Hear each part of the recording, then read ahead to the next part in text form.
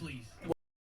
Yeah, why would you block these idiot mobs? They're also a fraction of the enemy weapon variant, and enemies don't feel as fast or aggressive either. But I believe that regardless of whether you believe that Black Flag's the best, or Brotherhood, or 3, or Unity, I think that we can all agree that this shit is awful. That's right, it's time to talk about the reboot combat, which I'll be using Odyssey specifically due to the fact that A, I own it, and B, it's all just about the goddamn same anyways. Odyssey's combat has this cool feature where you do no damage at all and are mashing every button 1,000 times in order to whittle down that health bar. You are in a constant race between beating a boss and unlocking the exotic trait called crippling carpal tunnel and arthritis of the hands. Each fight feels like you are chasing around spastic zoomers and trying to slice them down with a comically large spoon. Additionally, your reward for a drawn-out make-out match between you and your thick foes is not a takedown, but rather some ragdoll vibes and the relief that the fight is finally over so that you can go back to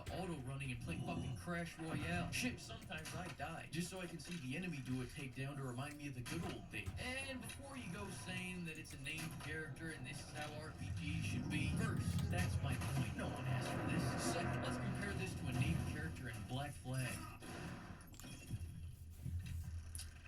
Fuck you. Black Flag's biggest weakness for me is the incredibly apparent lack of hammers. I mean, Brotherhood had hammer, round hammer, and biggest hammer. And oh boy, these babies were chunky. The crushing, blunt animations, the sound of their bones being turned into protein powder. I loved using the hammer. Black Flag has not one hammer, not even a tool hammer. Oh, okay, alright. All credit where credit's due, though. The axe did feel right. Definitely much better than the axe in Brotherhood. But still, in Black Flag 2, when we play as my man, Steve Bonet, come on, hook me up, Ubisoft. Wait, what? They killed him too? Ah, shit. Well, hey, that's unfortunate. Now let's talk about boats. We all know that Brotherhood has the superior boating technology. Many people call the rowboat the Ford Focus of the ocean. Ask anyone, everyone says this. So now that we understand the supreme outlier above all else, let's talk about Black Flag ships. Boats in Black Flag manage to surprisingly be very fun. And I say surprisingly because Black Flag's map is actually larger and has way more water than Odyssey. So why is it that Odyssey makes me want to take a toasty bubble bath, whereas Black Flag does not? Well, I'll tell you, starting with the basics. People or crewmates can either be rescued or enslaved, acquired. And I prefer rescuing them because it's always nice to have that profuse gratitude upon rescuing them. You know, because it feels good to do good, you know? Especially as I shake their hands and look them dead in the eyes, knowing damn well that they're gonna die to my friendly fire about 15 minutes. This guy's funny. Shanties are here, and every other reboot game shanty is all the way down here. Listen, Randy Dandy-O has heart and spirit. Fish in the Sea has this jovial rhythm to it, and you can't help but get all kinds of hyped to end 20 working men's lives. Specifically, any shanty. 20 working men's lives. What the fuck? Oh, perfect. Drunken Sailor, although appreciated, is often quite underrated and talks of the best shanties in this game. It's not quite the best, though, is it? Because you see, in '87, Pirates released this, 4, the most accomplished album. I think their undisputed masterpiece is Leave Her Johnny, a song so catchy, most people probably don't listen to the lyrics, but they should, because it's not just about pictures of sailing and the bittersweet feeling of ending a voyage. It's also a personal statement about the pirates themselves. Hey, Paul! What also makes Black Flag sailing so enjoyable is that I actually want to get into combat because of how fun it is to blast board and sink these ships. No cap bussin' for real, this is probably the best boat combat in any game ever. Please don't bring up that Sea of Thieves shit that requires friends because we don't do that here. The reason why naval combat feels so fantastic is because it takes every last feature it gives you and requires you to use it for success in a duel with worthy enemies. And worthy enemies don't constitute as the small ships you can crush on your way to party. Every utility is situational and must be used at exactly the right time. Many people call it the Doom ripoff of the ocean. Fire barrels are often used when you completely forget that you have them, so you try to use them, and then you remember why you never used them. Heavy shot is like a shotgun for your ship, close range only, and only if your ship is level, because any other situation and these some bitches are shooting directly into the water. Round round shot and swivel shot are the all-time any-range multi-tool slamma-jammas. These things get it done. Chain shot is for when you're ramming into a ship and say, might as well use this. And mortars are the most situational, as in, I use them in every situation. One word of warning is that if you have a little dinghy and you're trying to fight a higher level ship, you will do such little damage that you will begin forming giant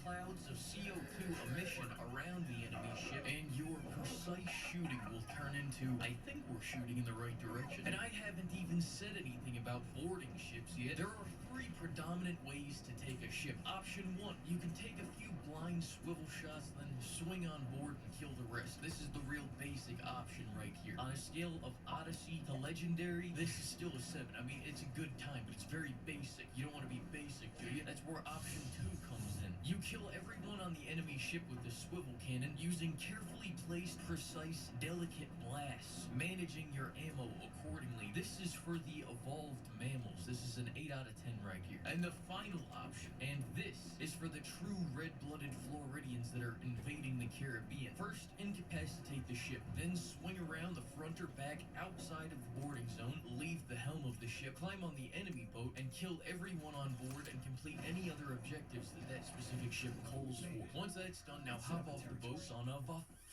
Now hop off the boat, hop on your boat, and try to board the enemy boat through the front. Immediate take. Didn't have to do anything. Don't even have to go through any cringe loading screens. 20 out of 10 right here. And if this multitude of options for taking a ship doesn't get you a rock hard, then you know what? Just leave the video. And now comparing this to Odyssey, you get spears, archers, and you can ram. Ram and spear enough, and you're fighting a boring battle on a basic ship, chipping away at enemies with no cool setting, no cool combat, and no cool takedowns. To their credit, they did have a pretty awesome flamethrower for boats in the DLC, and you can also knock anyone off of the boats and they will be one-shot by the sharks in the water, which, I mean, let's not mince any words, that is pretty beautiful. But to sum up the answer to the question of why I love Black Flag ships while Odyssey ships makes me want to skydive without a parachute, it's because Odyssey is bad. And me no like. So now Me no like.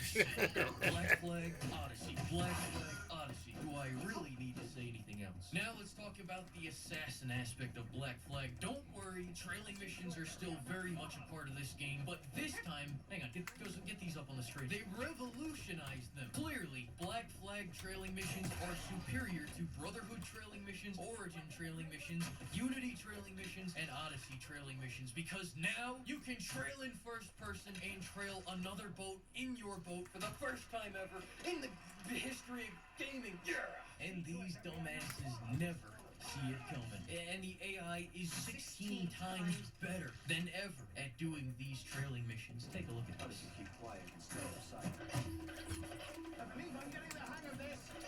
Alright, no one fucking likes these. I'm only gonna try to defend these. I've never tried to play these games stealthily. The whole point of the Boomer titles was that you could be stealthy, or you could walk through the front door and just eradicate the entire population of the base in a huge battle. And I always chose the latter because we balled. However, there were missions that didn't want me to satisfy my homicidal nature. No detection missions are the bane of my existence, and no detection, no killing missions were built specifically to tell me to go to hell. However, no killing missions such as this one right here that would prefer I don't kill members of the Creed are actually false advertisements, frauds, false bills of false goods. Because you see, it's not necessarily no killing. It's no conclusive murder that can be proven guilty in a conviction under the court of law. Accidents happen all the time. People trip and fall every day into crocodile-infested waters, which then gets their other Creed member killed for rushing into the water, which then gets the person that shoots that gator killed because they killed my friend and turned him into a pair of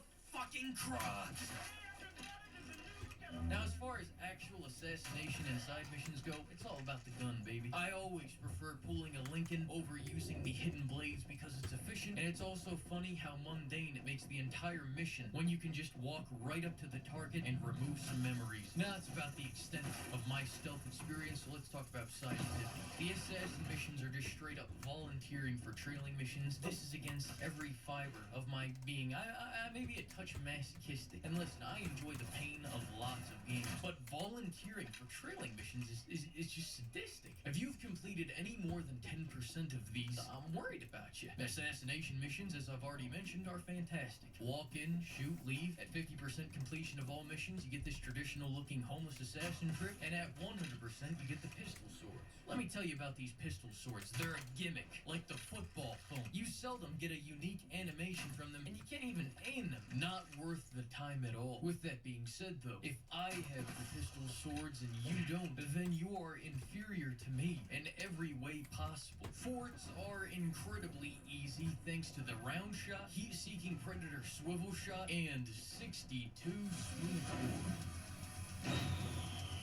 On the other hand, legendary ship missions are, well, I only have this footage right here. After going to fight him very underleveled to get a measly 20,000 gold and getting pulverized, I manned up and never showed my face at any legendary ship event ever again. But now hunting is a next level activity. You can air assassinate an iguana, and everything else on land is to be shot with ye old firearms. Whereas anything in the water is the harpooning side activity. But listen, if I'm being real honest with you, my favorite type of hunting is hunting for good prices over at my local Cabela's so that I can just buy the goddamn skins and autocraft all of it. Because who has the time to do that bullshit? I guess Fleets is also a side activity, kinda. It was a mobile game, and then they merged it into the main PC game. Okay, fine. I'll keep it a buck with you, Chief. I have no idea how this works, really. Because Ubisoft Connect won't let Black Flag connect to the internet, can't actually use this feature. And in fact, this footage isn't even mine. I got this footage from my boy.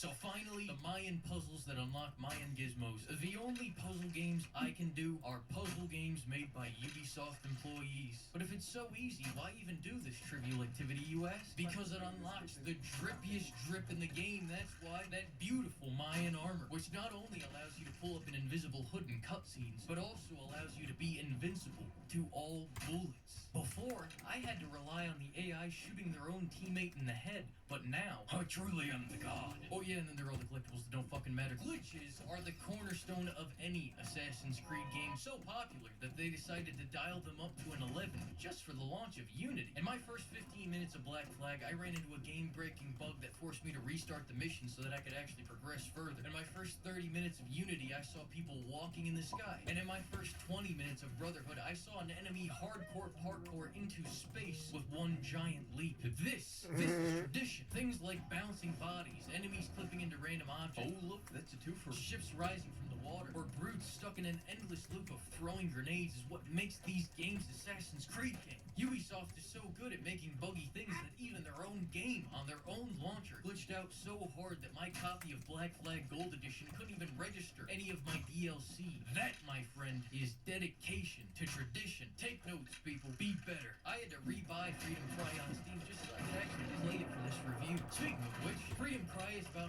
an 8-mission standalone expansion of Black Flag where you play as the main man, Adewale. Adewale is a quirky, beefy boy that went from slave to pirate to now an assassin. But more important than all that, he gets some wacky new weapons. One of them is the blunderbuss, which is basically just a shotgun with the most incredible spread you've ever seen. And hell, hey, why not? To demonstrate this for you, let me just throw up a quick red rectangle that visualizes the spread of the blunderbuss. I'm not lying to you when I say that this gun is so beefy that even when you run out of ammo, you can still bludgeon a man with the empty wooden 20-pound bat this gun turns into. Also, now you have two ways to stealth. Under normal conditions, you still have the hidden blade, and under running conditions, you have the visible machete. And finally, you have the firecrackers. But could I look like a guy that gives a shit about tactical stealth? No, I like stupid stuff. But now, the new involuntary labor system was pretty neat. Admittedly, I wasn't paying attention to mortar strike a ship of these involuntary laborers, killing 18 folks on board. But hey, we don't need to put that in the reports here. Additionally, there are plantations, which I think is one of the best implementations of stealth He in one-shot me. Assassin's Creed game, because it's not that you have to stay in no detection or it's mission failure. It's you can be detected, but if you do, Why do they take 85 shots and I can't take one? It's fucking you may not stupid. have anyone left to save by the end of your allotted kill quota. This makes stealth optimal and preferred, but depending on how much you need that new ammo pouch, you may just be able to walk in there and do a little bit of troll. This actually reminds me, I forgot to talk about the story of the main game. Big spoilers for this hot new release are going to commence in 3, 2, 1. Alright, good. Everyone fucking dies. Blackbeard dies dies, James Kid woman dies, your wife dies. You inspire this guy to be a pirate. He dies. And he gets hung and dies. Deadman is still just as dead as the last game. All these people here that I forgot the names of die. The goddamn dog. Nah, he's alright. He's a good boy. Thank you, boy. I'll be honest with you. I don't really know what's going on in the story. I just know that in the Animus, you're trying to get money and do the pirating as everyone around you keeps dying. And outside the Animus, an Irish man is trying to implant his gotcha anime waifu into your body to consume your consciousness. And of course, the main motivation of everyone in the Animus being to find this magic crystal skull so that they can... You know what? Why don't I just let him explain it? Hey, roll the tape. Here we go. Hi there, buddy. I obtained the skull so that I can hunt. I mean relocate every one of my old best buddies that I've been separated from by pesky antivirus programs. And look, I've found one of my bestest buddies right here.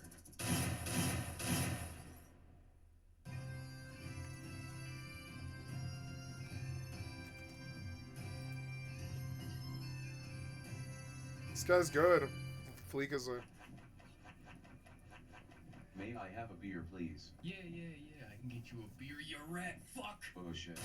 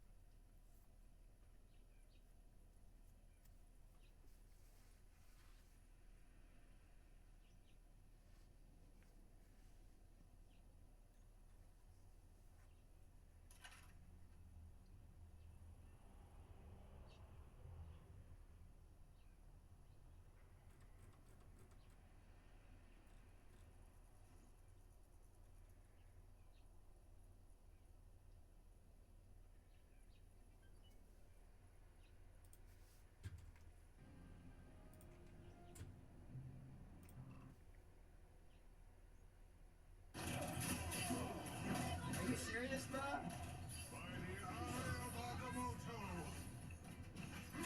The fuck are you doing, you donkey? Oh, fuck you.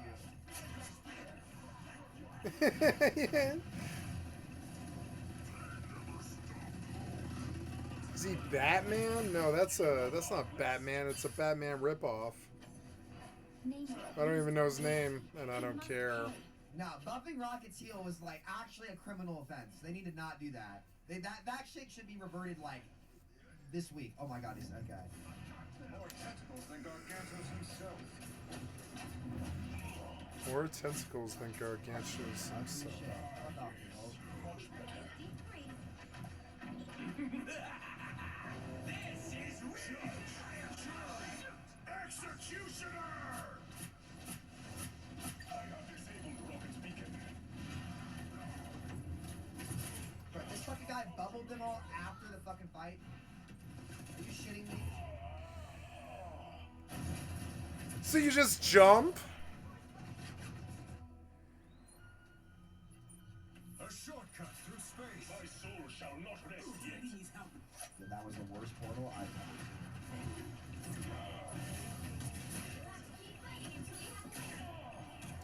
seen. What?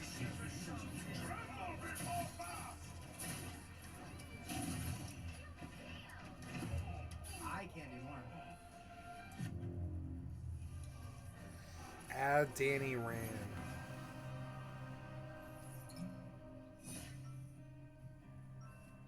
The community said Rocket sucked. Well, the community are all dog shit.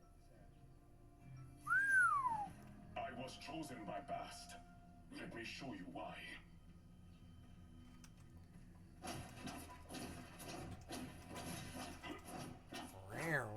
I think at worst I said Rocket was mid, but then they buffed him. I think he was bad at season 0. But he's always been good with Punisher and Bucky. Doctor Strange, wow. We're in this together, Tangy Bowen. Get the stars out of your eyes and let us fight. All business. Yeah, the nerfs didn't affect the Panther guys all. It is a mighty quest.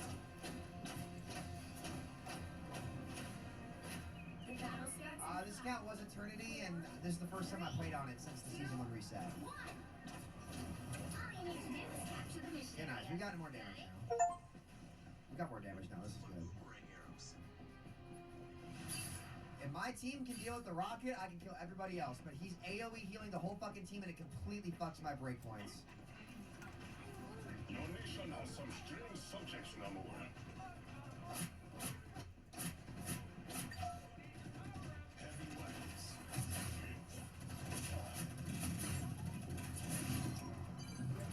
Breathe in, breathe in.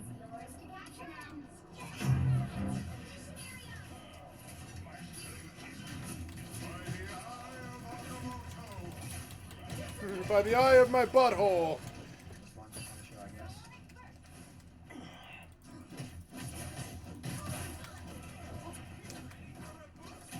The fucking rockets back. You're just shitting me. Like, this is what I mean, bruh. This is what I fucking mean. Like, Tastes like the heart-shaped herb. dude, my shit team is fucking amazing on cooldown, bro.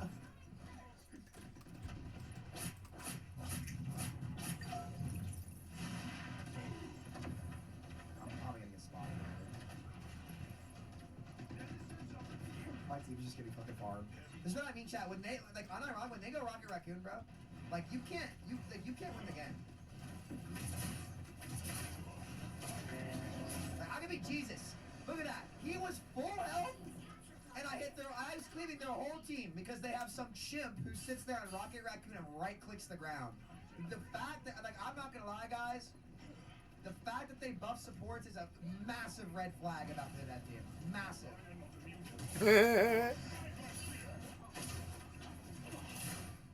Massive red flag, bro. Like, my team's just getting fucking farmed, bro.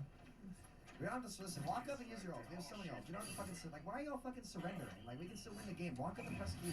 Like, we have 4 ults. Dumbasses are surrendering. Like, what? I couldn't stand to play with people like this. Alarm button. Oops. Like, I think F6. Okay, my dude. This is fucking kill the game right now.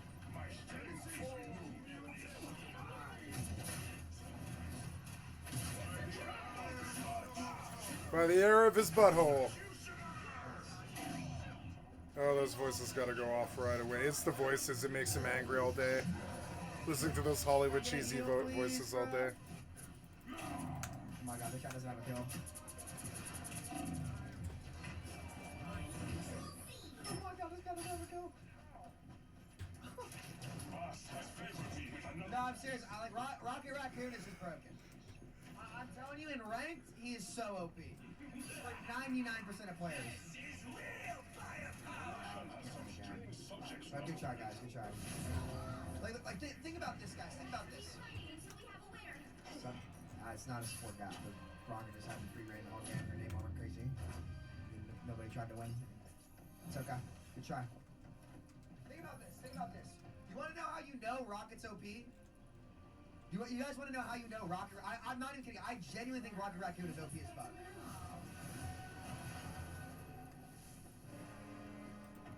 Think about last game. When there's a team gap that massive, okay? Like, we are farming their team.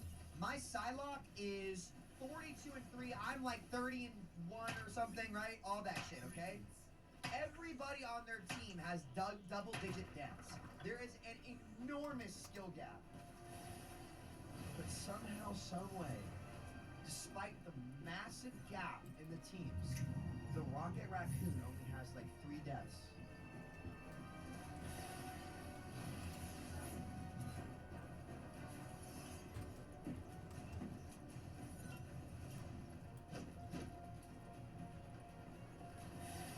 Genuinely one of the most boosted characters in the game.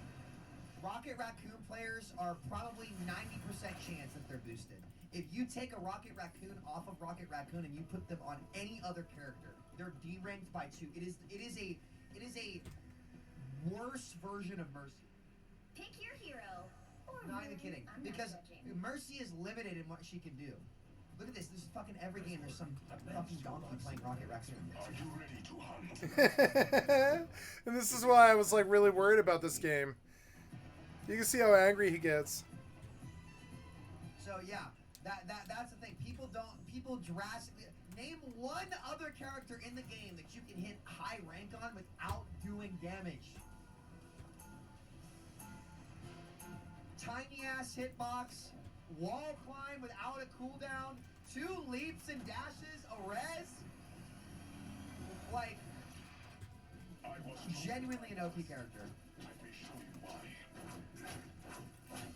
No, genuinely an OP character. Get ready. It's like if Mercy got combined with fucking Kiriko. Namor is easier? That's just not true. You have to aim as Namor. You don't get bailed out. Like, what are you talking about? Namor's easier. Holy shit. You're a rocket player. You have to be.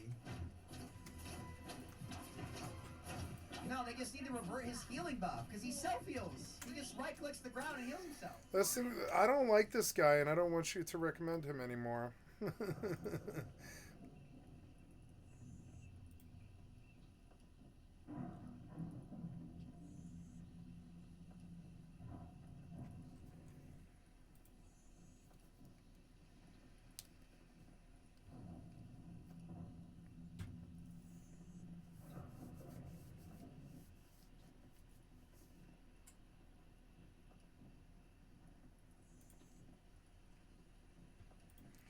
No, this is a long 3-hour podcast.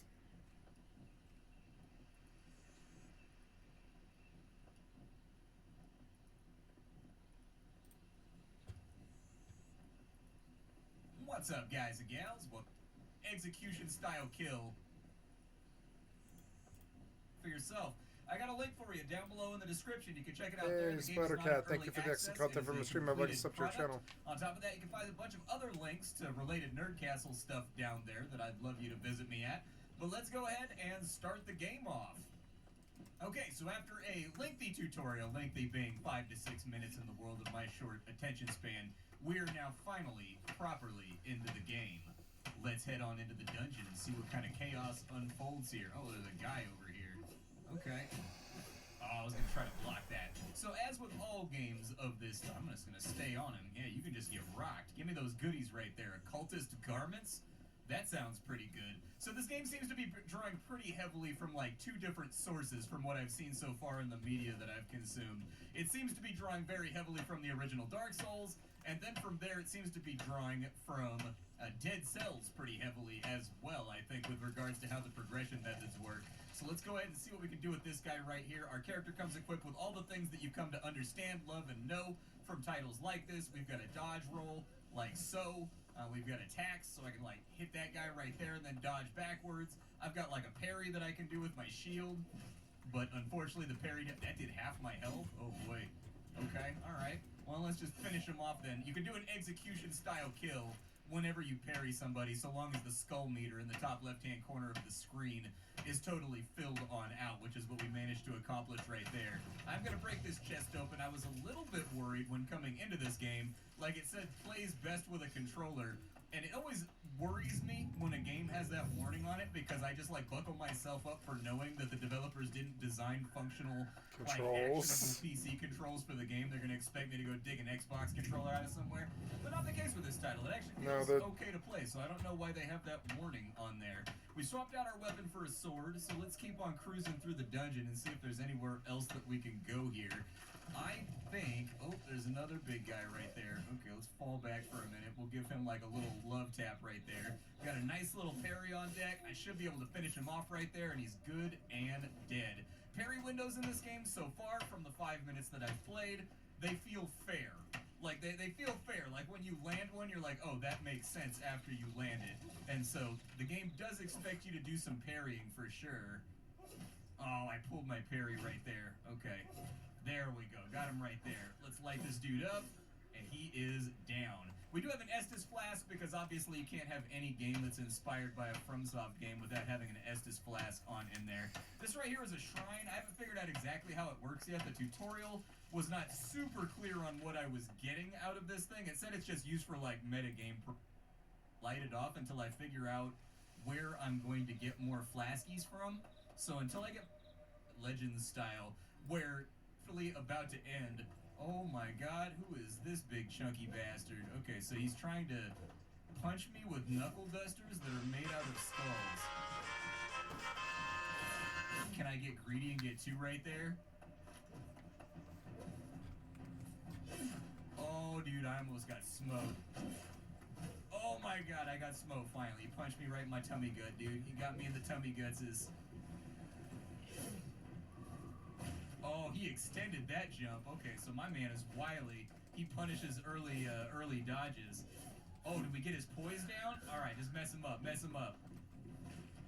I'm gonna drink a flask real quick. I don't know if I'm gonna get punished for that. It sort of seems like I am. Okay, stay out of the way of this combo. Oh, he didn't do the 4th attack, so it looks like maybe he varies up what he's doing based on where you dodge in the overall combo. I got 2 right there. So far, he's not too bad, though. This guy has not pulled out anything thus far. Oh, that was new. Never mind. He got me with the solar plexus punch again. Okay, I've got the perfect dodges down, so I'm feeling okay about those. That one felt like it was a little late. So yeah, they've definitely got some generous timings in this game. My main problem is just that I'm getting greedy. There we go. Let's finish him off. I'm gonna flask up real quick. Oh my god, all the money in the world. Can I just tell you how much I love that money sucking into my abdomen animation? It makes me incredibly happy. And like the ticky ticky ticky noise as you're iterating upwards to get your cash. Yeah, that's the good stuff, brother. That's the good stuff. Can I open any of those gates, or is this pretty much just like a one-way? It's kind of hard to see. It's so dark in here that, like, I don't think any of the other gates are open, so I think I'm just going to go the... It looks I good, didn't even realize. Okay, well, we'll swap to this guy right here because it makes us a little bit thinner. We've gone on a tiny bit of a diet right now. We've been, you know, we've been walking the dog a little bit more frequently. We've been watching what we eat. We've been ordering the Cobb salad instead of getting the triple, quadruple, ultra mega burger. And we've managed to drop our tummy gut down a little bit. What's going on with my map right now? Is this the direction I'm trying to go? This is the direction that I'm trying to go.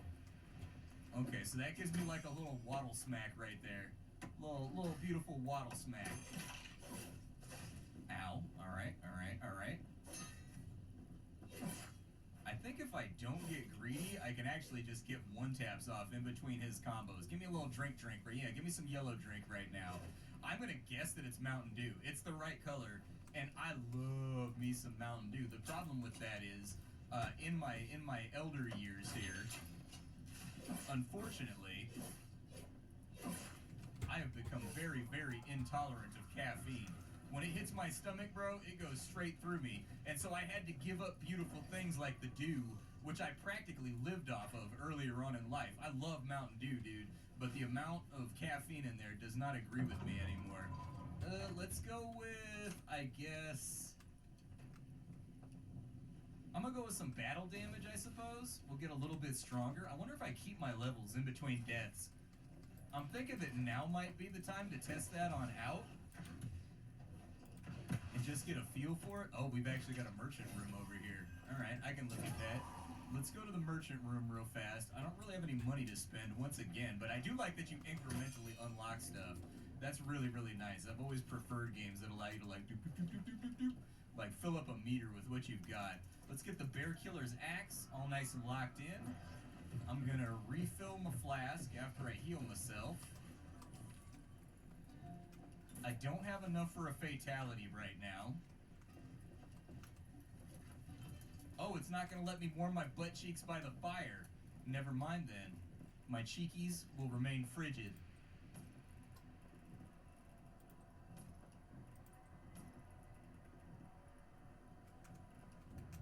Okay. Giant Hindu elephant guy that's trying to slay me. Oh, dude, they're gonna be spikies.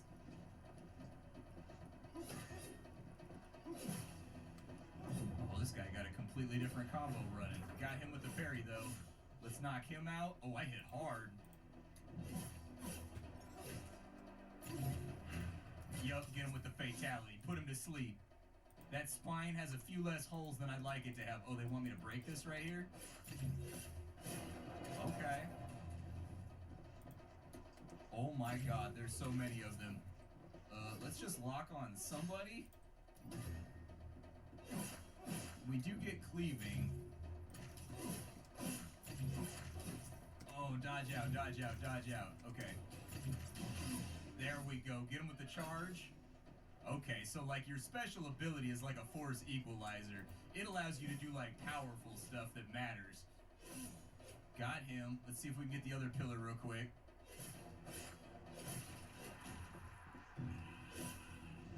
Oh my god. Alright. Ow. Yep, that was a clunky dunky that I just took to the face.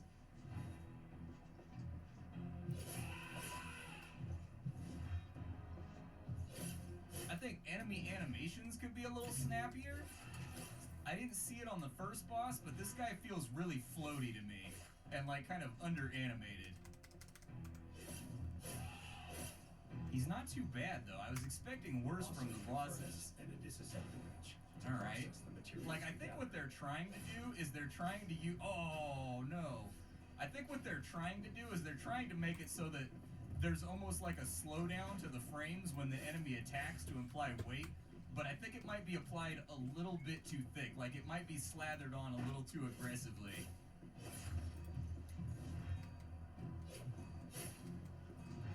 Wonder if I can get him with the charge right here.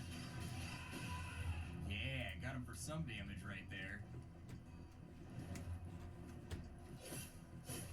Oh, got me with that one. Okay, with that swift backhand right there. You haven't noticed it too much with the enemies except for this guy. Oh, the spikes. No, dude, the spikes! I was trying to get out of them! We'll need it for advanced item. I'm dead. So in the decrepit prison, you just go again. There's like no in-between phase. That's kind of unfortunate. I sort of wish that there was some kind of like hold or like Knights of the Round Table place you went back to in between runs to sort of like drive in the theme and have like a couple guys standing around that say cryptic things. You feel me? That's kind of like what I'm... Oh my god. Okay, so we double pulled in the first room when we have no buffs and we have no strength. That's probably real bad. Yeah, okay, alright, getting stomped out. Yep, feeling terrible about my decisions. Drink, drink. You Oh got my 3 God. potions. Just drink. So, You're I guess as I'm stupid. trying to get out of this here, my first impressions of the game. Everything here feels pretty tight, actually. I think that for a small team, it's fairly impressive how well they've managed to get the action combat dialed in. It feels pretty good as long as you don't mind the fact that there's no animation breaking, so you can't, like, cancel things out or anything. You are dedicated to the course once you take a swing, but all in all, it feels like they've got most of the gameplay mechanics so far, the basic stuff that we've seen, dialed in pretty well. It's not particularly doing anything that we haven't seen before just yet. Like, if you've played a Dark Souls FromSoft style game, this is basically the roguelike-ification of that idea. I think it's a good idea, but while it's not particularly doing anything crazy new from what I've seen so far, I did have a really good time playing it. I think that most of the fights that we've been in have felt good. They've sounded good. The movement feels pretty good. The parry windows are really, really nice. The dodge windows feel good, and the iframes feel really, really tightened up. And so, not a whole lot of things to worry about here if you like these sorts of games. I think the only thing that I've noticed so far was that elephant boss, they overused whatever that slow motion effect is, that bullet time effect whenever he's like winding up an ability, and so that fight ended up feeling really, really floaty and cheap, but everything up to that has felt pretty good so far, and I did have fun with it. So this is Tyrant's Realm. My name is Splattercat. I sift through the pile to find what's worthwhile in the world of indie games every single day so you don't have to. It was Tyrant's Realm today. Tomorrow to be something else. Thanks for hanging out, and that's about all I got for you. Bye, folks.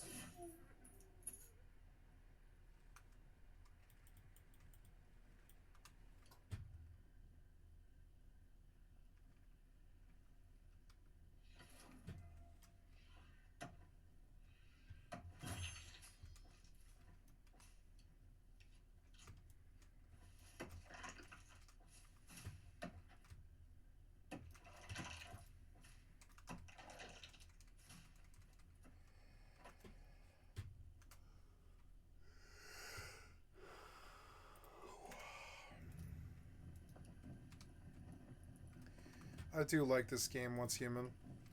I think it's the game I've been looking for. I kind of suspected it, but I was like...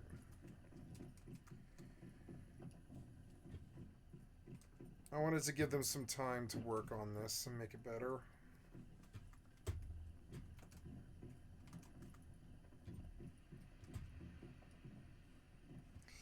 Everything has so much detail.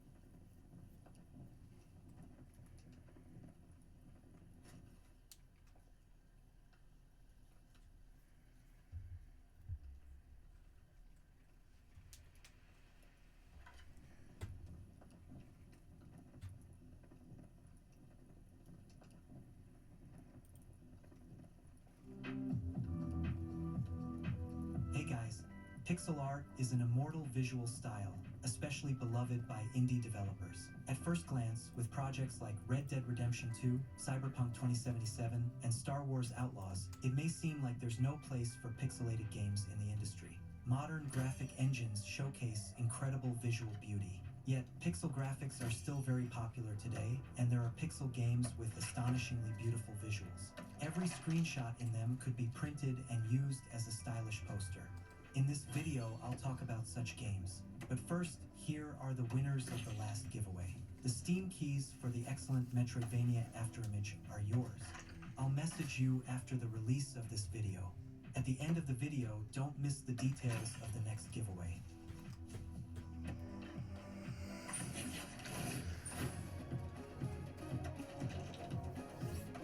I'll start with Octopath Traveler 2. This Japanese RPG invites you on a dangerous adventure to save the world.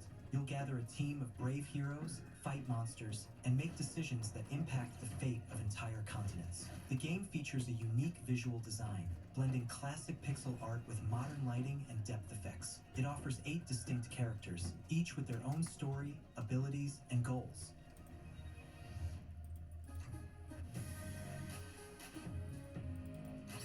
Songs of Conquest. This is a strategy game with turn-based battles in the spirit of classic heroes of Might and Magic, but with unique mechanics that refresh the genre. Players manage mages who command armies. The game offers a system of building and exploration. Each kingdom needs proper resource management and city construction, which influences your army and magical abilities.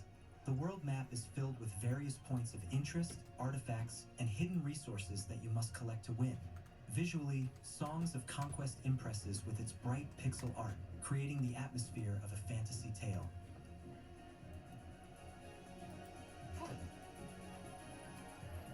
Kingdom Two Crowns. This is a unique strategy game with elements of survival and management, where players take on the role of a ruler of their own kingdom. The core gameplay revolves around exploration, expansion, and defending your lands from evil creatures. The game stands out for its minimalist control mechanics. Players interact with the world using just a few actions, like collecting coins and building. You must hire subjects, develop infrastructure, and strengthen defenses to withstand nighttime enemy attacks. The game also features diverse biomes, each offering unique challenges and strategies for success.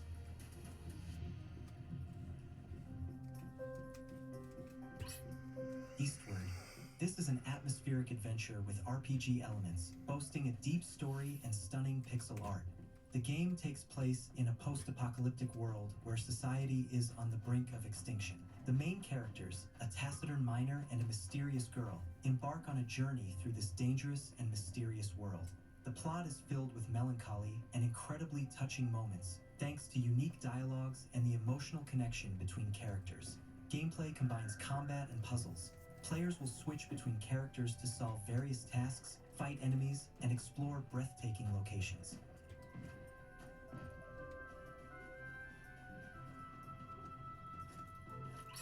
Sea of Stars.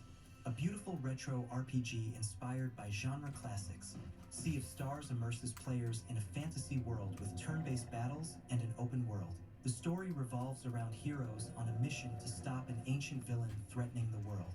The gameplay stands out with its dynamic combat system, where it's important not only to strategically attack enemies, but also to block their strikes at the right moment. Visually, the game is stunning. The animation, lighting, and detailed locations are top-notch. One of the key features is the day-night cycle system, which affects the hero's magic and interaction with the environment.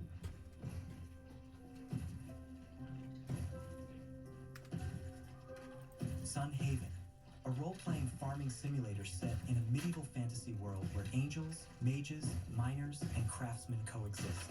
However, there's no harmony among them, and the small town has fallen into decline.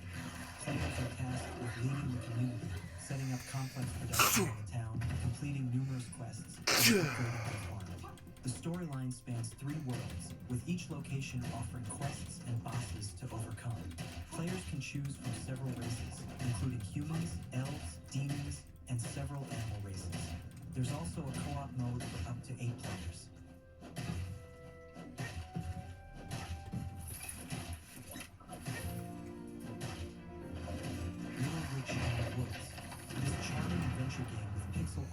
God damn it. Of a young witch in training in a magical forest. The story focuses on exploring a magical world, interacting with various characters, and completing tasks related to magic, potions, and resource gathering.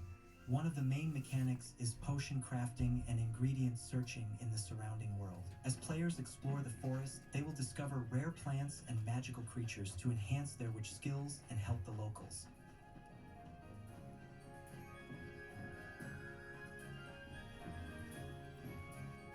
Moonlighter.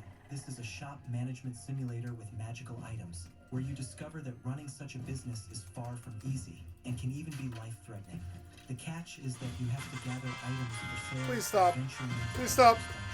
Thus, you'll need to balance exploring treacherous Yeah, put it back to tab if you're gonna fuck me. And managing your shop wisely. You worthless piece of shit developers. Gameplay consists Yeah, of get a 2 main fucking parts. clue. During the day, you manage your shop. Learn how to set design prices for games. Items, track demand, and accumulate money to upgrade your gear and shop. At night, you venture Really? into dangerous, monster-filled dungeons to collect valuable resources. Each dungeon is procedurally generated.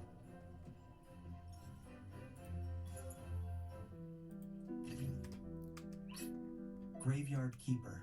This game combines elements of simulation, resource management, and exploration with a dose of dark humor. You play as a character who unexpectedly finds himself in a medieval world, where he becomes a graveyard keeper. Your main tasks include not only maintaining the graves, but also building, trading, and completing various errands for the village residents.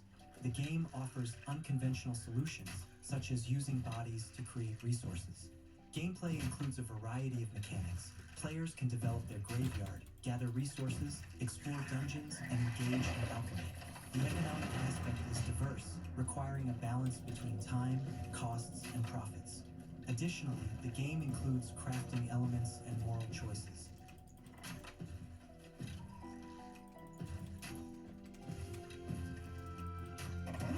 Sword of Alldayerrydaybaby.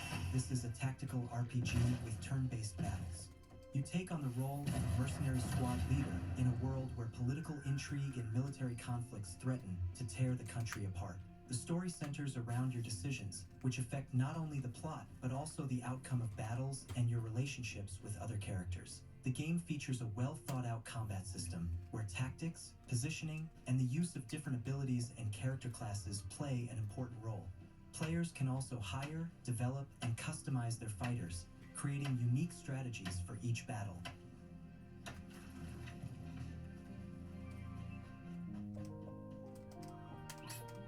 The Heroes Around Me. This is an atmospheric adventure game based on touching stories from everyday life. Set in the 1990s, the plot focuses on the childhood of a young girl who discovers heroism in the ordinary acts of I thought he was people gonna say heroin. One of the game's key features is Like its visual style, which combines pixel art and hand-drawn graphics to create a cozy and emotional atmosphere. Gameplay revolves around exploring the world, solving puzzles, and interacting with characters, each of whom brings their own unique story to the overall narrative.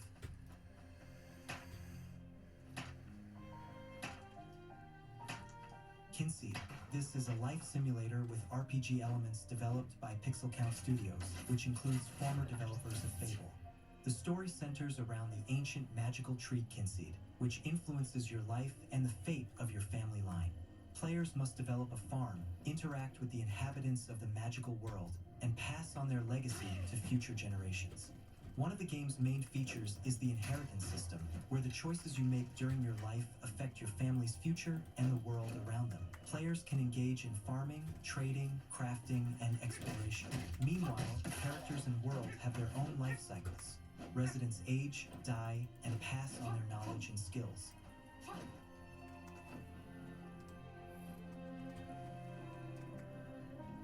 Tales of the Neon Sea.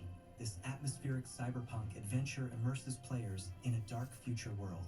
The main character is a former police officer who now works as a private investigator. He must solve a series of mysterious crimes in a city filled with androids, robots, and dark secrets. The game's plot explores themes of the boundary between humans and machines, artificial intelligence, and morality. Gameplay combines puzzle solving, gathering clues, and interacting with characters. Visually, the game is rendered in vibrant pixel art that captures the cyberpunk atmosphere, complete with neon lights and shadowy alleyways.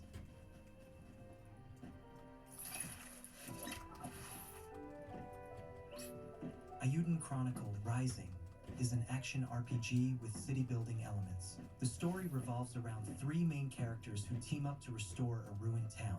Players not only fight monsters in dynamic battles, but also complete quests to gather resources for upgrading the town. The game stands out for its bright and detailed 2D fantasy graphics, as well as its engaging combat system, where you can combine the abilities of all three heroes. A key mechanic is town development. Players complete quests to unlock new buildings, improve infrastructure, and interact with NPCs. Help track our progress. For each task you complete, you'll unlock some supplies we can use. Bloomtown, A Different Story. This is an engaging RPG with elements of horror and exploration, combining aspects of classic role-playing games with a plot centered around the mysteries of a small town.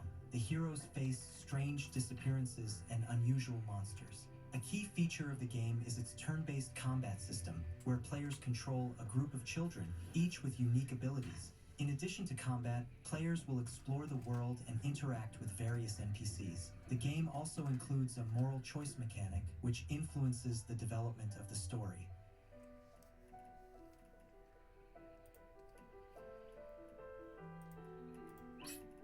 Inmost. This is a touching story about love and family. Players can choose between three characters. This is kind of boring me. Oh, you logged me out. Damn it. Well, I think I'm going to go to bed, guys. It's 4:10 in the morning. I think that's about right for me. Thank you so much for your time. It has been a long time. I'm not really sure how long. At least 9 hours, if not like 13. And I want to say thank you for your time. I love you guys. I really got distracted a bunch today, and I'm probably going to get distracted a bunch tomorrow. But I'm going to try and work tomorrow. And I will see you in the afternoon, I believe. Sins of a Solar Empire Rebellion, huh? Nice. Stretch. Hordes of Hell, Jotun Slayer. Hordes of Hell. Baldur's Gate 3 has mods.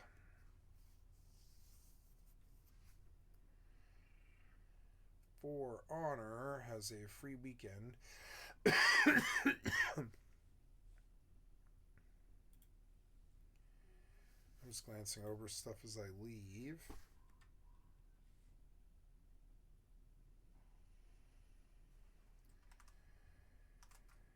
All right.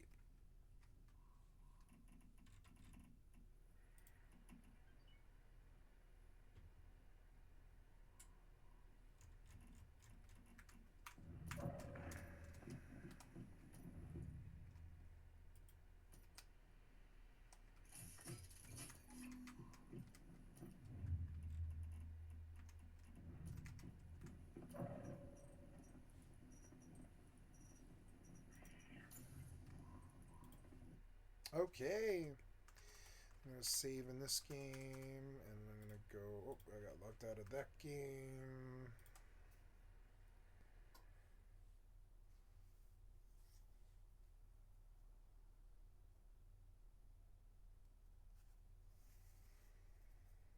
Okay. Good, and I can log out of this game, too. Okay. And so thank you for your time, guys. I'm going to log out here. Thank you for your time. Just a reminder, I am Skycatlive. I'm a full-time variety gamer, all day, every day. Put me on in the background. Click on the cat's face to donate. Come to my Twitch TV or my YouTube and give me a like, sub, or a follow. Thank you for all the likes, subs, and follows that I may have got, and thank you for the attention. Y'all have a good day, and I will be back here.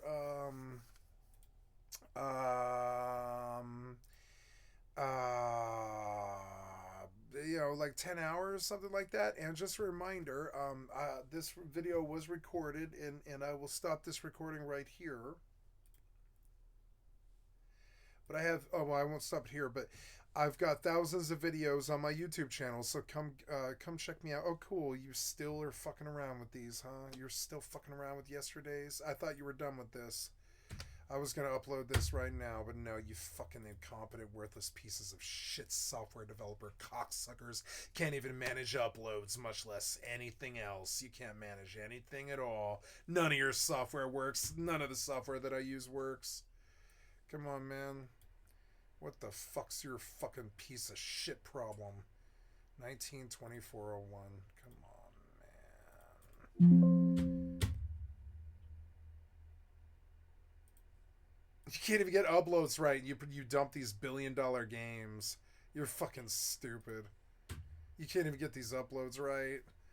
Software developers are so fucking bad at what they do. All of them.